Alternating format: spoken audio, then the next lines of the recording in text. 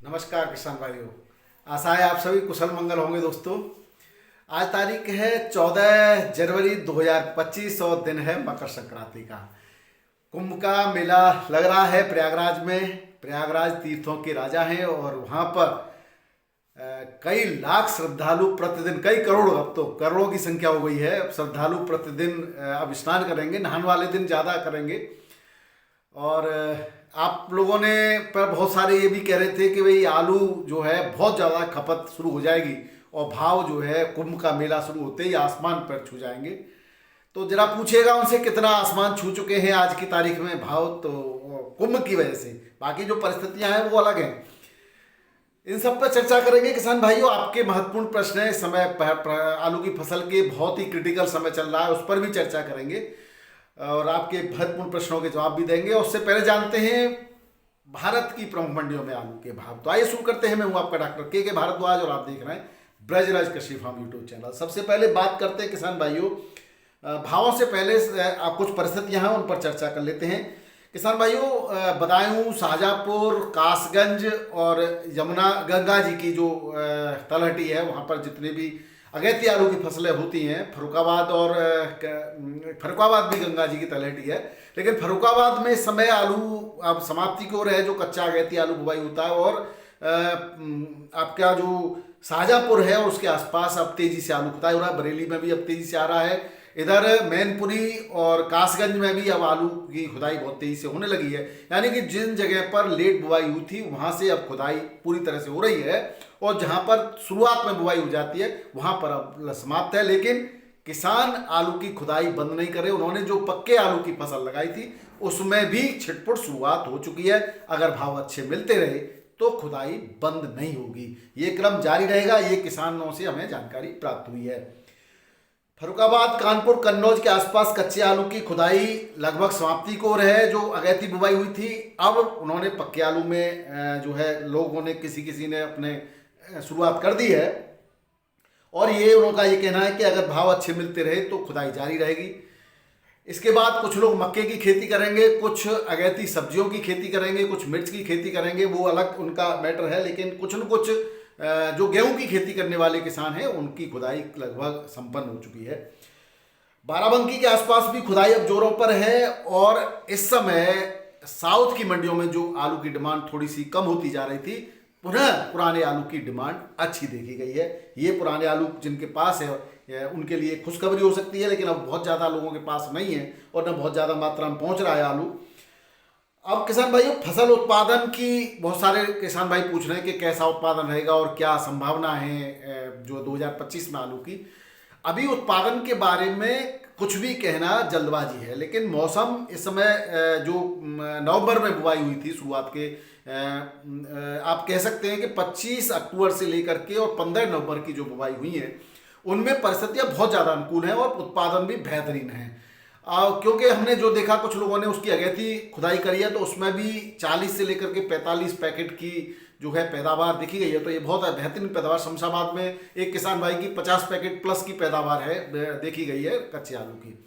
अब किसान भाइयों, अब हम कुछ बातें ऐसे करते हैं कि क्षेत्रफल वाइज अगर बात करें तो पिछले साल की तुलना में थोड़ा सा क्षेत्रफल कमी था। वो भले ही वो 2 से 5% हो, लेकिन कमी था, ज़्यादा नहीं था, या हम कह सकते हैं बराबर था। अभी पूरी तरह से आंकड़े हमारे पास ऑथराइज्ड आंकड़े नहीं है, आपके द्वारा बताई गई सूचना के आधार पर हम जानकारी दे रहे हैं। दूसरा, उत्पादन की जो कितनी उत्पादन होना है या उसकी क्या स्थिति रहेगी, ये सब अभी जो क्रिटिकल समय चल रहा है, ये 15 से 20 दिन का अभी का, यानी कि आज तारीख है आपकी 14 जनवरी है, 15 जनवरी से लेकर के आपका जो 30 जनवरी तक का समय है, ये बहुत कुछ निर्धारित करेगा किसान भाइयों। यहाँ पर सर्दी का जो अगर बहुत ज़्यादा प्रकोप होता है तो फंगस अटैक तो चल ही रहा है इस समय, ब्लाइट बहुत तेजी से चल रही है। उसके अलावा अभी पाले मारने की समस्या भी शुरू होगी और यहाँ से ही आलू का जो पैदावार है ऑल ओवर पैदावार डिसाइड करेगी कि क्या परिस्थितियाँ आगे बनेंगी। अभी तक की परिस्थितियाँ अनुकूल कही जा सकती हैं, अनुकूल हैं, लेकिन चूंकि रकबा कम था और अगैती आलू की खुदाई ज़्यादा मात्रा में हो रही है तो परिस्थितियाँ आलू के लिए शुभ संकेत दे रही हैं। मेरे कहने का मतलब ये है, आलू पिछले साल की तुलना में बहुत ज़्यादा आप मंदे की तो बात ही मत करिए, और लेकिन हम अगर पिछले साल की तरह ही इस साल भी आपकी खुशहाली लेकर आने की उम्मीद कर सकते हैं। अब किसान भाइयों, महाकुंभ का आगाज हो चुका है, शाही स्नान चल ही रहा है और आप लोग भी करें, ज़्यादा से ज़्यादा करें। कई साल बाद ऐसा जो फिर से इस तरह की ग्रहों की, नक्षत्रों की परिस्थितियां बनी हैं, ऐसा मुहूर्त आया है कि जो है कई सालों बाद आया, ऐसा कहते हैं लोग जानकर। आप लोग इसका आनंद उठा सकते हैं। और जो लंबी छलांग की बात करते थे, वो मुझे ऐसा नहीं लगा, जो मैंने आपको कहा था बहुत ज़्यादा फर्क नहीं पड़ेगा इस पर। कुछ लोगों ने कमेंट किया था, तो भाई अब आपको कैसा लग रहा है? हम परिस्थितियों के हिसाब से चर्चा करते हैं। हम तो चाहते हैं भाई आपका बहुत महंगा आलू बिके। मैं भी तो एक किसान हूँ आपकी तरह, हम भी क्या दिक्कत है, हमारे भी अच्छा खासा साइज हो गया है, अगर अच्छा बिकेगा तो अभी बेच देंगे। लेकिन इसका मतलब ये नहीं है कि हम कुछ भी बखान कर दें। कुछ लोग सिर्फ झूठ की खा रहे हैं किसान भाइयों, आप जानते हैं कि कौन कौन लोग झूठ की खा रहे हैं। तो ऐसे लोग सिवाय नुकसान के कुछ नहीं करते। उनको किसान के दर्द से, किसान की समृद्धि से उनको कोई लेना देना नहीं है। कुछ दूसरे के बाप को बाप कह करके अपना बचाव कर लेते हैं और उल्टा सीधा कुछ भी किसानों के प्रति कह देते हैं उनको। तो ऐसे लोगों को का क्या समाज में अस्तित्व रहेगा? हम अस्तित्व की बात करते हैं। समाज में एक आपकी मर्यादा है, मान है, आपका सम्मान है, उसकी तरह लड़ाई लड़ते हैं। और जिनके पास ये सब नहीं है वो कुछ भी कह सकते हैं, वो उनका कोई अपना वजूद नहीं होता। तो ऐसे लोगों की बात नहीं करनी चाहिए। खुदाई के पूर्व किसान भाइयों, अब कुछ बातें हम करेंगे, हालांकि इसके लिए हम एक अलग से वीडियो देंगे, लेकिन फिर भी मैं आपको बता दूं, जिनकी खुदाई जिनको करनी है, फरवरी में लोग खुदाई करने शुरू हो जाएंगे, वो 20 से 25 दिन पहले बिल्कुल पानी देना बंद कर दें। उसके बाद उसमें आप उसकी सतह के स्तर से उसकी जो वेजिटेशन पार्ट है उसको अलग कर दें, और ये ध्यान रखें कि वो दोबारा न फूट पाए। क्योंकि जब सरसों की कटाई होती है तो उसके बैक्टीरिया उसमें बैठते हैं, तो उसकी गुणवत्ता प्रभावित होती है। अगर आप ऐसा करेंगे तो आपका जो ट्यूबर है वो उच्च गुणवत्तापूर्ण होगा, उसकी जो स्टोरेज कैपेसिटी है वो भी ज़्यादा होगी। तो ये मुझे एक जानकारी आपको देनी थी, और उसके बारे में मैं पूरा डिटेल में आपको दूंगा, क्या क्या आपको सावधानी बरतनी चाहिए। अब किसान भाइयों, कुछ आपके कमेंट भी बहुत ज़्यादा है, पहले उनकी बात करते हैं, फिर फटाफट से हम भाव बताएंगे। पहले तो मैं हरगोविंद सिंह जी का और पवन यादव जी का आभार व्यक्त करता हूं कि वो जो भी हमारे विरुद्ध गलत सलत बोलते हैं उनको आप जवाब देते हैं। तो मुझे आपके प्रति बहुत ज़्यादा आभार और आपका बहुत बहुत जो है धन्यवाद। लेकिन आपने जिसका नाम लिया है वो तो मेरी नज़र में कुछ है ही नहीं, कीड़ा मकोड़ा है और कुछ भी कह सकता है। ऐसे लोगों का न मेरी नज़र में कोई वजूद है, न कुछ है, और न मैं उनको कुछ समझता हूँ। उनकी बात ही मत कीजिए, उनका नाम ही मत लीजिए, और न उनको देखिए। अगर आप देखते हैं तो भी आप अपना समय बर्बाद कर रहे हैं। और हो सकता है कभी कभी मानसिकता हमारी, बार बार हम एक ही चीज़ को, गलत को भी देखते हैं, तो कभी कभी मानसिकता हमारी ऐसी हो जाती है कि शायद ऐसा हो जाए। लेकिन परिस्थितियों से उसका और सच्चाई से उसका कहीं दूर दूर तक संबंध नहीं है, तो उसकी बात न करें। मैं उसका नाम भी नहीं लूँगा। हीरालाल राजपूत कह रहे हैं कि ब्लैक लैग डिसीज है उनके। तो ब्लैक लैग के बारे में हम राजपूत जी पहले भी आपको बता चुके हैं। ब्लैक लैग में आपकी जो तना है वो गल रहा होगा, और जड़ भी, उसके बाद जड़ की तरफ वो चलता है, फिर पत्तियां मुड़ सूखने लगती है, उसके लक्षण हैं। कॉपर इसमें अच्छा काम करता है। इसके अलावा कॉपर के साथ आप एक काम करें, एक कॉम्बिनेशन बना लें। आप 600 ग्राम कॉपर ऑक्सीक्लोराइड ले लें, और उसमें 250 ग्राम मैंकोजेब 45% तक ले सकते हैं, और 50 ग्राम मेटालेक्स से लेकर के और 12 ग्राम स्ट्रेप्टोसाइक्लिन, ये इसका एक प्रति एकड़ का कॉम्बिनेशन है। अलग अलग आप घोल बनाएं, फिर टंकी में पानी भर के आप डाल करके स्प्रे कर दीजिए। लाभ होगा इससे मैंकोजेब बहुत अच्छा काम करती है। इसके बाद क्योंकि कोई ज़रूरी नहीं कि यही हो, उसके साथ ब्लाइट भी हो सकती है, तो हमें मेटालेक्सिल ब्लाइट की वजह से लेना होता है। तो ये सब करके आप स्प्रे कर दीजिए। ब्लैक लोग, रेड जो भी हैं, वो स्ट्रेप्टोसाइक्लिन बहुत अच्छा काम करता है उसमें, और ये आपको लाभ देगा। इसके बाद हम आपके बहुत सारे किसान भाइयों ने क्वेश्चंस किए हैं, लेकिन एक ही क्वेश्चंस को आप बार बार न करें। मैं थोड़ा सा ये निवेदन करना चाहूँगा आप लोगों से। एक है चंद्र प्रकाश जी, उन्होंने कहा कि एचडी की मात्रा में एनपीके आजकल एरीज के एचडी की फॉर्म में आ रहे हैं, एचडी और चिलेटेड फॉर्म में भी आ रहा है। उसमें उसकी 200 से 250 ग्राम प्रति एकड़ आप स्प्रे कर सकते हैं। स्प्रे में अगर लेना हो कोई भी एचडी आपका जो एनपीके है उसकी ये डोज होती है। डोज पूछिए आपने। शिवकांत दुबे जी कह रहे हैं कि फुलविक एसिड क्या काम करता है। तो मैंने आपके कमेंट का जवाब दे दिया है आपके कमेंट बॉक्स में। फुलविक एसिड एक्चुअली जो हम ह्यूमिक एसिड देते हैं, ज़्यादातर ह्यूमिक एसिड और फुलविक एसिड का एक से ही काम होते हैं। फ्लूविक एसिड की तीव्रता ज्यादा होती है और ह्यूमिक एसिड के कार्य की तीव्रता को बढ़ा देता है, जड़ों के विकास में सहायक है, जड़ों की अवशोषण क्षमता को बढ़ा देता है और पानी के अंदर माइक्रोन्यूट्रिएंट्स को यानी कि मिनरल्स को इकट्ठा करने की शक्ति को बढ़ा देता है, यानी बहुत बढ़िया काम करता है। पौधे की ब्रांचिंग में वृद्धि करता है, यानी कि तने की भी ब्रांचिंग में वृद्धि होती है, व्हाइट रूट्स की भी ब्रांचिंग में वृद्धि होती है, बहुत अच्छा काम करता है। शुरुआती दिनों में 30, 35, 40 दिनों पर हम देते हैं तो बहुत बेहतरीन काम करता है। बाकी अगर पौधे को जरूरत है तो आप किसी भी समय किसी भी अवस्था में इसको दे सकते हैं। तो आप समझ गए होंगे फुलविक एसिड के बारे में। रितेश पाटीदार जी, आपका क्वेश्चन ये है कि कॉपर ऑक्सीक्लोराइड के साथ आपने कहा है कि नीम ऑयल की बात करी है और कीटनाशक की बात करी है, तो इसका जवाब हम कई बार दे चुके हैं। आप कीटनाशक को इसमें से अलग कर दीजिए, आपका जो कमेंट है, और आप उसके साथ नीम ऑयल अगर चाहते हैं तो वो आप लगा सकते हैं, कोई दिक्कत नहीं है।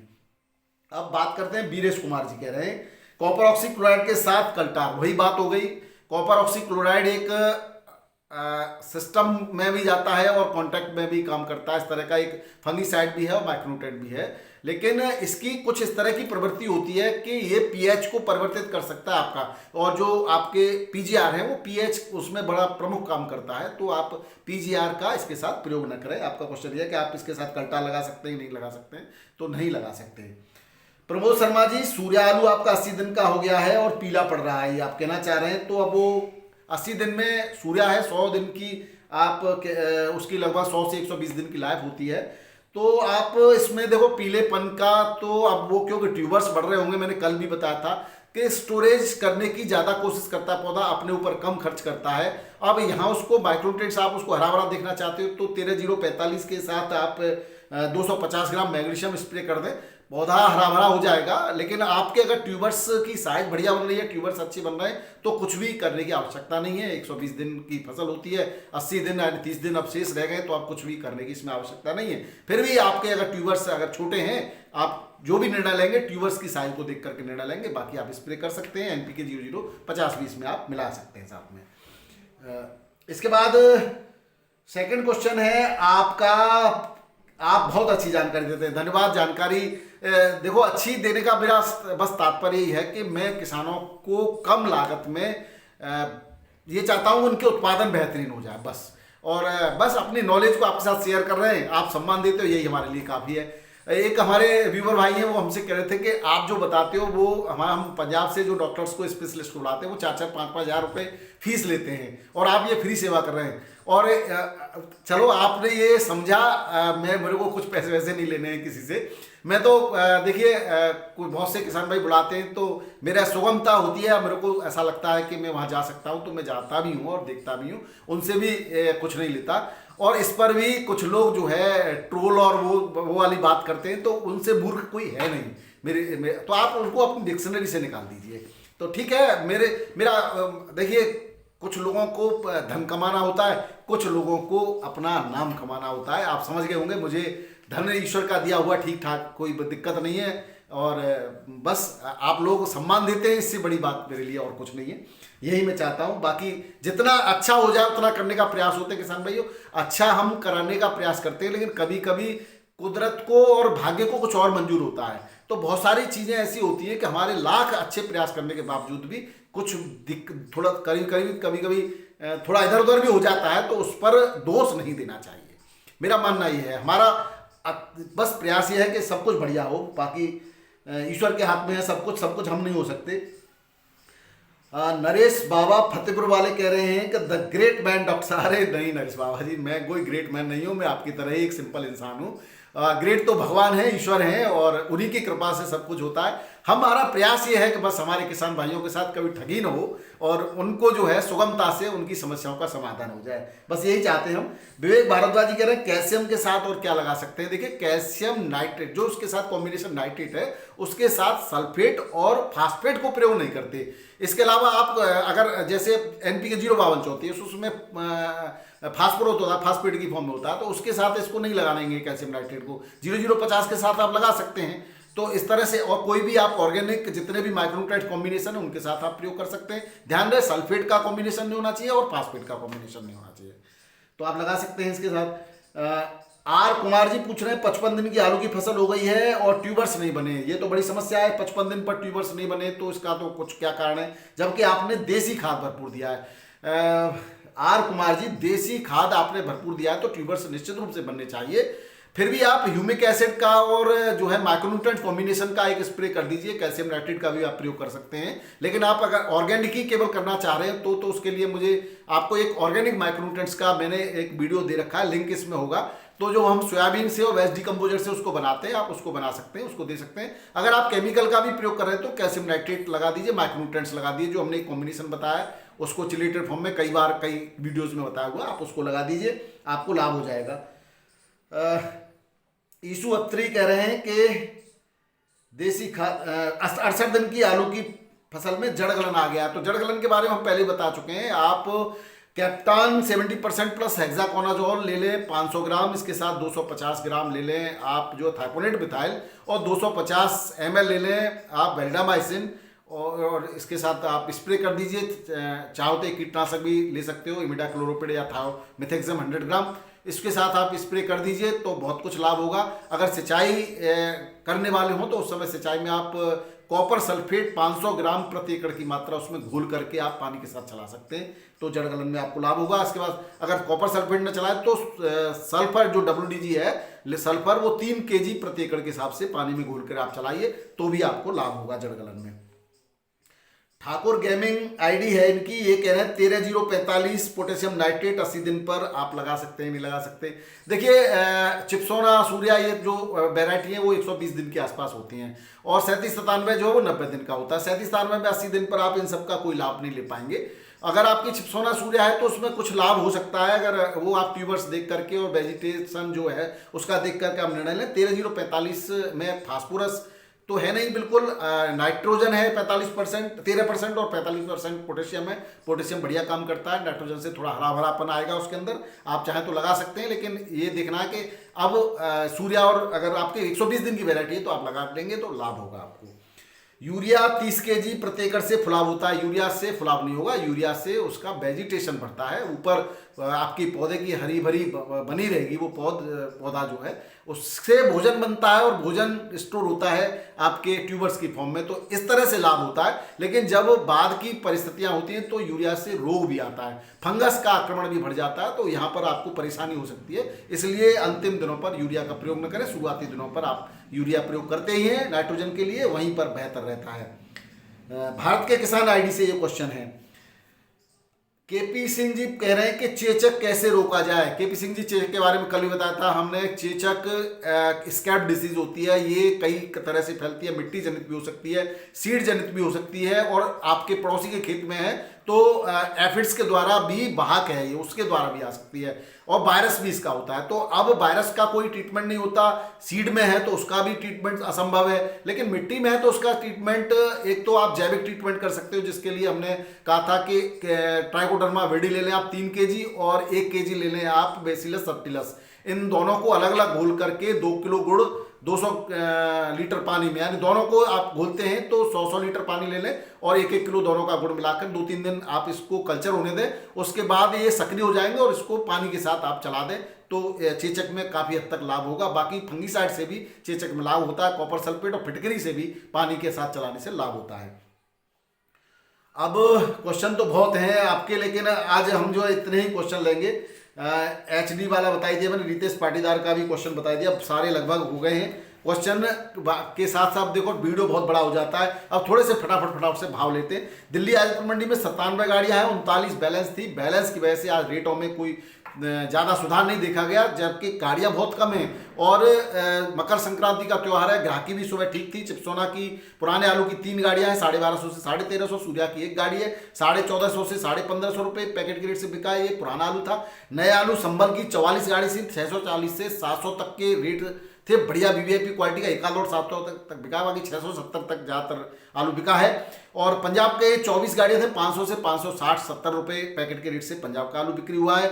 और LR आलू की 22 गाड़ियाँ हैं, 800 से 1000 रुपये पैकेट के रेट रहे LR आलू के। और जहानाबाद की 3 गाड़ियाँ 550 से 650 रुपये पैकेट के रेट से बिक्री हुआ। वहीं बाराबंकी मंडी में सफ़ेद आलू के 1400 के आसपास रेट रहे, लाल आलू 1600 के आसपास की बिक्री देखी गई। वहीं फतेहाबाद सातनपुर मंडी में 30-35 मोटर की आवक है। सफेद आलू 1050 से 1250 रुपये प्रति क्विंटल के रेट से बिक्री हुआ। वहीं लाल आलू एक आध लॉट था वो 1320 से 1331-34 तक की रेट की क्विंटल की बिक्री रही। ठठिया मंडी में सफेद आलू 641 से लेकर के 660 रुपये पैकेट में बिक्री हुआ। लाल आलू 650 से 751 रुपये पैकेट के रेट से बिक्री हुआ। कानपुर मंडी में अब एक ओल्ड आलू थोड़ा बहुत बचा है, वो 16, 17, 18 और चिपसोना 20-21 रुपये किलो तक बिक्री है उसकी, बढ़िया क्वालिटी का, हल्के के कोई रेट नहीं है। और नया आलू जो है वो 30-35 गाड़ी नए आलू में भी आया हुआ है। और सफेद बिका 11 से 13 रुपये किलो, कंचन 13 से 15 और लाल पुखराज 15 से 16 रुपये किलो की रेट की बिक्री आज हुई है। छिबरामऊ मंडी में आमदनी बहुत कम हो गई है अब, लेकिन आलू की बिक्री 615, 650 से लेकर के 680 रुपये पैकेट के रेट से हुई है। वहीं कुरावली मैनपुरी में 490 से 501 रुपये मन यहाँ 40 किलो का होता है बिक्री हुई है। इंदौर में ज्योति आलू 22 से 22.5 रुपये किलो तक की बिक्री है देखी गई। आज मकर संक्रांति की वजह से जहाँ तक कुछ मंडियों में भाव ही नहीं मिले, हमें जयपुर का नहीं मिला। बरेली मंडी में सफेद आलू 650 से 680 रुपये पैकेट के रेट से बिक्री हुआ।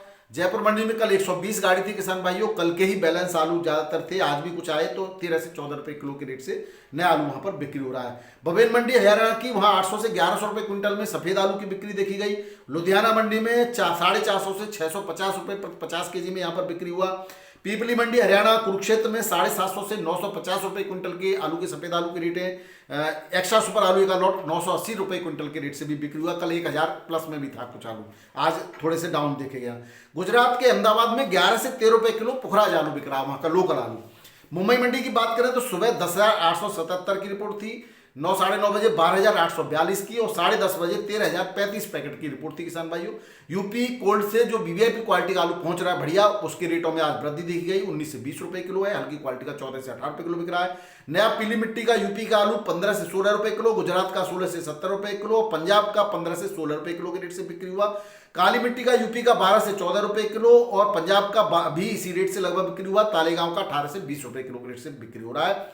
वहीं बात करें वेफर, एमपी के वेफर आलू की 21 से 25 रुपये किलो, ज्योति 20 से 22 रुपये किलो और सुपर 6 15 से 70 रुपये किलो के रेट से बिक्री हुआ। वहीं बात करें पुणे मंडी की 18 से 21 रुपये किलो के रेट से बिक्री हो रहा है यूपी का आलू।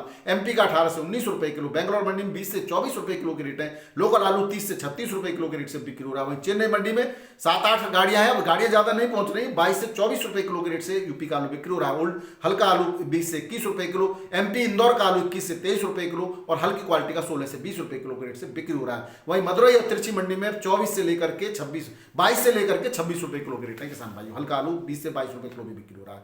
वहीं किसान भाइयों एक और क्वेश्चन रह गया हमारे करण कुमार जी का, 80 दिन पर क्या बोरोन लगा सकते हैं? तो बोरोन आलू की साइज को मेंटेन करता है। अगर आपके वेजिटेशन पार्ट हरा भरा है तो बोरोन के साथ एनपीके 0050 लगा दीजिए, लेकिन जब लगाई जब आपकी 120 दिन की फसल है। बाकी जो 90 दिन की फसल है उसमें बहुत ज़्यादा लाभ नहीं होगा, चाहे तो आप लगा सकते हैं। बहुत बहुत धन्यवाद और नमस्कार, आदाब, सत श्री अकाल, राधे राधे, जय जवान जय किसान, आपका दिन मंगलमय हो।